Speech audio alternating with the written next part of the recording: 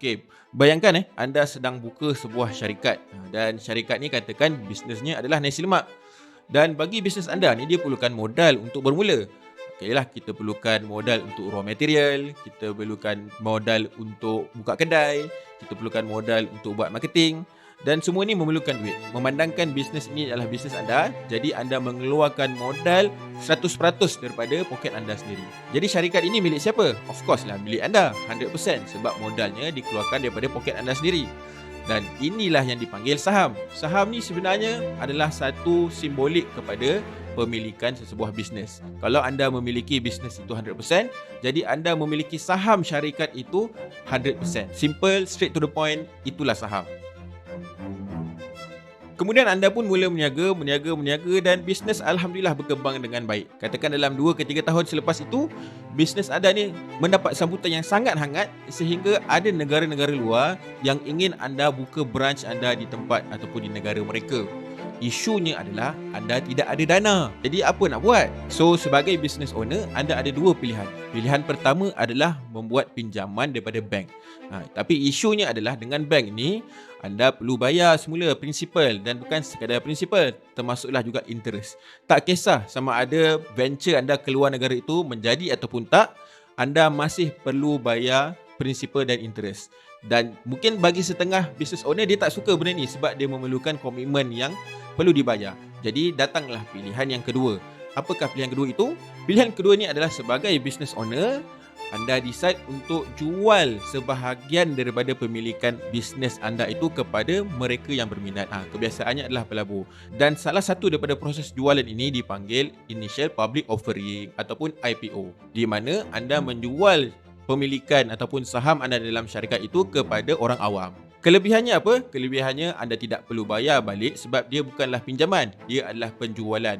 Tetapi anda let go sebahagian daripada keuntungan masa hadapan kepada pemilik-pemilik yang baru. Jadi selepas sahaja IPO, saham anda yang dahulunya menjadi milik anda 100%, sekarang ini boleh didagangkan di sebuah platform. Kalau di Malaysia, selepas proses IPO, saham anda boleh didagangkan di Bursa Malaysia dan boleh dibeli oleh sesiapa sahaja yang melibatkan diri mereka dalam pasaran saham itu. Harga sebuah saham itu seperti juga barang-barang lain, dia bergantung kepada supply dan demand yang ada. Cuma dalam konteks saham ini, supply dan demand itu perlu dilihat daripada sudut pandang penjual dan juga pembeli. Apa maksudnya? Mari saya terangkan. Bila sesebuah syarikat itu makin perform, katakan dia punya revenue ataupun jualan bertambah dengan sangat banyak, income yang dia jana pun tinggi, cash yang dia jana pun sangat banyak. Ini membuatkan ramai orang ingin memiliki saham syarikat ini sebab mereka nakkan sebahagian daripada keuntungan yang dihasilkan oleh syarikat itu. Bila bilangan orang yang nak beli saham syarikat ini lebih banyak daripada orang yang nak jual, maka harga saham akan naik. Pembeli akan sanggup bayar dengan harga yang lebih tinggi dan penjual hanya sanggup jual pada harga yang tinggi sebab pegangan saham itu adalah pegangan saham yang baik. Sebaliknya pula, bila bisnes ni underperform ataupun merosot, katakan revenue-nya turun, jualannya menurun, income-nya menurun, cash-nya pun menurun, maka makin ramailah orang nak menjauhkan diri daripada saham syarikat ini. Makin ramai orang yang nak menjualnya sebab syarikat ini dah tak perform. Maka turunlah harga saham syarikat ini. Pembeli hanya sanggup beli pada harga yang rendah dan penjual dia tak kisah, dia sanggup jual saham itu pada harga yang rendah sebab dia nak buang syarikat yang buruk ini daripada portfolionya. Jadi konklusinya, harga saham ini bergantung kepada performance syarikat tersebut. So kalau nak jadi pelabur yang bagus, skill yang paling utama yang korang kena ada adalah skill menilai performance bisnes itu, terutamanya performance masa akan datang. Sama ada nilai bisnes ni akan terus naik ataupun turun dan harga saham akan terus naik ataupun turun. Dan skill inilah yang dipanggil fundamental analysis. Skill-skill yang selalu digunakan oleh pelabur-pelabur besar seperti Warren Buffett, Peter Lynch dan Charlie Munger. Jadi bagi pelabur-pelabur yang baru nak bermula melabur dalam pasaran saham, ada 3 modal utama yang korang perlu ada. Yang pertama dan yang paling obvious sekali adalah modal kewangan.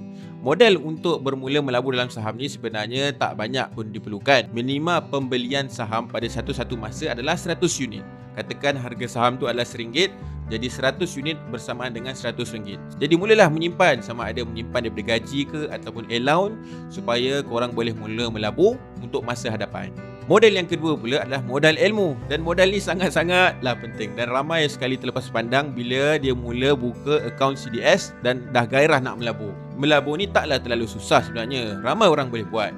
Tapi melabur ni juga bukanlah terlalu mudah.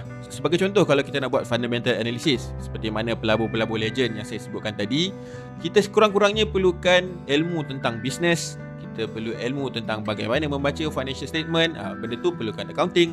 Kita perlu pandai buat analisa, benda ni perlukan matematik dan statistik. So dia bukanlah satu ilmu yang susah untuk belajar, tapi tak bermaksud kita tak perlu buat apa-apa untuk mula melabur. Janganlah kerana senangnya nak buka akaun CDS tu kita sangat gairah melabur tanpa ilmu. Kecuali kalau korang nak bayarlah yuran kebodohan. Modal yang terakhir dan modal yang paling penting sekali bagi pandangan saya adalah modal kesabaran.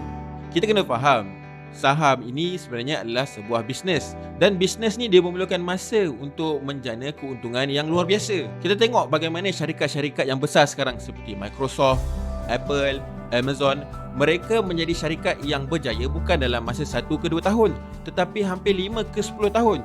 Jadi kalau kita tak mampu untuk bersabar, kita mungkin akan kehilangan pulangan-pulangan yang lumayan seperti mana shareholder-shareholder awal Apple, Amazon dan juga Microsoft. Dan Warren Buffett pun pernah kata, saham ini adalah alat untuk memindahkan duit daripada yang tidak bersabar kepada yang bersabar.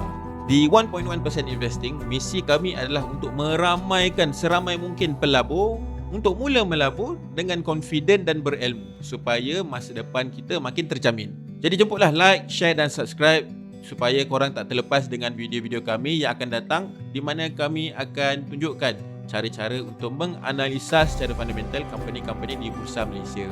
Sekian, happy investing dan melaburlah untuk masa hadapan.